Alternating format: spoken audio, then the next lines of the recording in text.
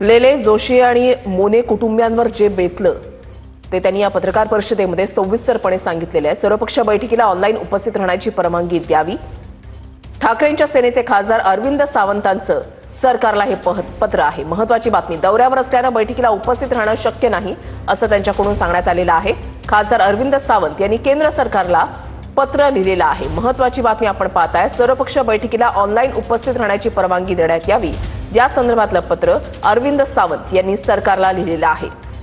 सर्वपक्षांची बैठक होणार आहे आणि दौऱ्यावर असल्यामुळे आपण या बैठकीला उपस्थित राहणं शक्य नाही असं अरविंद सावंत यांनी म्हटलेलं आहे। त्याच्यामुळे खासदार अरविंद सावंत यांनी केंद्र सरकारला पत्र लिहून अशी विनंती केलेली आहे की आपल्याला ऑनलाईन उपस्थित राहण्याची परवानगी मिळावी।